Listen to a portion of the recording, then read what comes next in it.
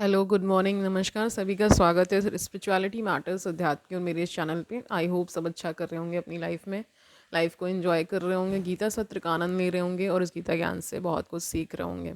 गला अभी भी ठीक नहीं है तो बियर विद मी। ठीक है, शुरू करें आज का सेशन। हमने 11वां अध्याय शुरू किया था जिसका शीर्षक विराट रूप है और अभी तक हमने 14 श्लोक कर लिए थे, तो आज 18 तक कंप्लीट करेंगे। शुरू करें। देखिए 15वां श्लोक। अर्जुन उवाच, यानी अर्जुन कह रहे हैं इसमें, पश्यामि देवान तव देव देहे सर्वान भूत विशेष संगान ब्रह्मांडम। यानी कि यहाँ पे ब्रह्मा से है, ब्रह्मांडम ना।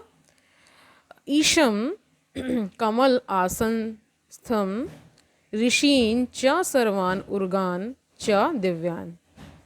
इसका अर्थ देखिए, अर्जुन ने कहा, हे भगवान कृष्ण, मैं आपके शरीर में सारे देवताओं तथा अन्य विविध जीवों को एकत्र देख रहा हूँ। मैं कमल पर आसीन ब्रह्मा, शिव जी तथा समस्त ऋषियों एवं दिव्य सर्पों को देख रहा हूँ। सर्प यानी समझ ही रहे होंगे, स्नेक की बात हो रही है।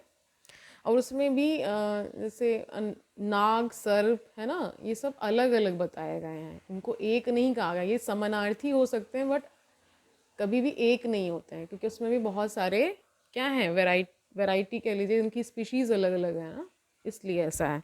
इसका तात्पर्य देखिए, अर्जुन ब्रह्मांड की प्रत्येक वस्तु देखता है, अतः वह ब्रह्मांड के प्रथम प्राणी ब्रह्मा को तथा उस दिव्य सर्प को, जिस पर गर्भोदक शाही विष्णु ब्रह्मांड के अधोतल में शयन करते हैं, देखता है। मतलब ये सारी चीजें अर्जुन देख रहे हैं भगवान के विराट रूप में। ठीक है, इस शेष सैया के नाग को वासुकी भी कहते हैं। ठीक है, जो शेष नाग है उनको वासुकी भी कहा जाता है। अन्य सर्पों को भी वासुकी कहा जाता है।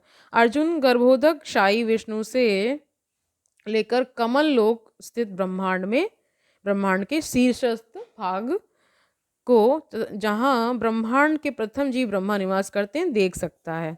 इसका अर्थ यह है कि अर्जुन आदि से अंत तक की सारी वस्तुएं अपने रथ में एक ही स्थान पर बैठे बैठे देख सकता था। यह सब भगवान कृष्ण की कृपा से ही संभव हो सका, यानी भगवान की कृपा हुई तब जाकर क्या हुआ कि उनको उनके दिव्य दर्शन भी हुए, विराट रूप के दर्शन हुए। और अब इस समय क्या है, अर्जुन जब देख रहे हैं तो हर चीज, ब्रह्मा विष्णु सबको एक साथ देख रहे हैं, तो अपने आप में अकल्पनीय समझ में आता है। ठीक है, 16वां श्लोक देखिए। अनेक बाहु यानी भुजाएं की बात हो रही है। वक्त्र नेत्रम पश्यामि त्वाम सर्वथा अनंत रूपम न अंतम न मध्यम न पुनः तव आदिम पश्यामि विश्व ईश्वर विश्व रूप। तो इसका अर्थ देखिए, हे विश्वेश्वर यानी विश्व के ईश्वर, हे विश्व रूप, मैं आपके शरीर में अनेकानेक हाथ, पेट, मुंह तथा आंखें देख रहा हूँ, जो सर्वत्र फैले हैं और जिनका अंत नहीं है। आप में न अंत दिखता है, न मध्य और न आदि। और इसका तात्पर्य केवल एक लाइन का है, कृष्ण भगवान है और असीम है, अतः उनके माध्यम से सब कुछ देखा जा सकता है। 17वां श्लोक देखिए। किरीटीनम, किरीटी से मतलब मुकुट युक्त, गदीनम चक्रीणम च तेज राशिम सर्वथा दीप्तिमंतम पश्यामि त्वाम दुर्निरीक्ष्यम्य समन्ता दीप्त अनल अर्क द्वितीम, यानी धूप से है, द्वितीयम अप्रमेयम यानी अनंत की बात हो रही है। अब देखिए इसका अर्थ ही केवल गिवन है। ठीक है, बाकी 17 और 18 दोनों में यही है। देखिए अर्थ क्या है, आपके रूप को उसके चकाचौंध तेज के कारण देख पाना कठिन है, क्योंकि वह प्रज्वलित अग्नि की भांति अथवा सूर्य के अपार प्रकाश की भांति चारों ओर फैल रहा है।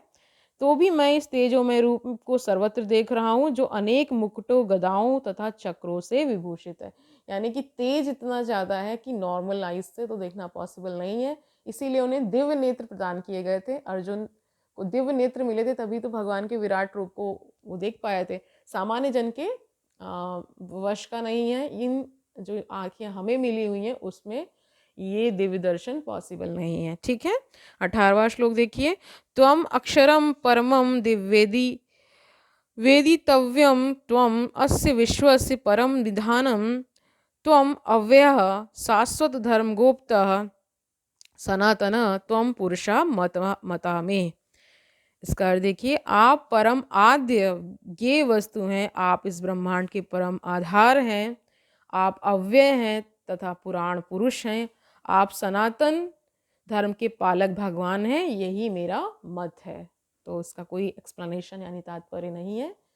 ठीक है, तो आज के लिए इतना ही रखते हैं। आज देखिए क्या है ना कि इसमें कुछ एक्सप्लेन इसलिए भी नहीं है क्योंकि यहाँ पे सीधे सीधे वर्णन है, उसका अर्थ बता दिया गया है, उसमें कोई भी व्याख्या पॉसिबल नहीं है, इसलिए की भी नहीं गई है। ठीक है, तो आज के लिए इतना ही रखते हैं, कल मिलते हैं। तब तक के लिए आनंद से रहिए, सुखपूर्वक अपना जीवन व्यतीत करिए, आध्यात्मिक ग्रंथों का अध्ययन करते रहिए, सन्मार्ग पर चलते रहिए, हर एक कर्म की चेकिंग करते रहिए, जो भी कर्म आप करने जा रहे हैं उस पर विशेष ध्यान दीजिए, है ना।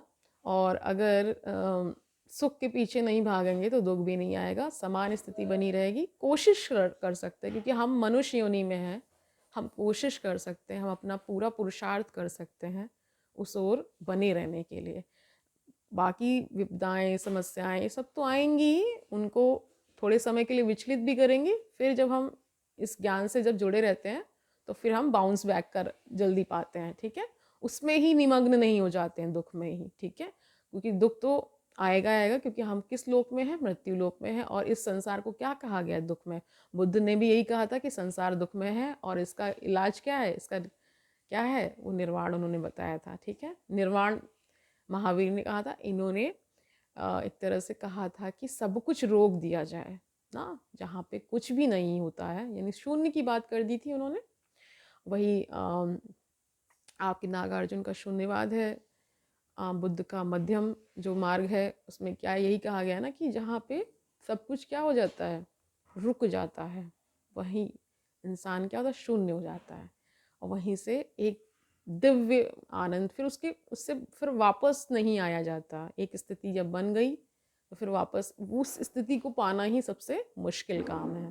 तो आज मेरे ख्याल से गीता के उपदेश से विलग होकर हम इस तरह का जो लास्ट में 1-2 मिनट हम जो बात करते हैं, वार्ता करते हैं, उससे क्या होता है कि आप जब कॉन्टम्पलेशन करेंगे, पढ़ना तो ज़रूरी है ही, लेकिन जब आप कंटेम्पलेशन का मतलब होता है मनन चिंतन।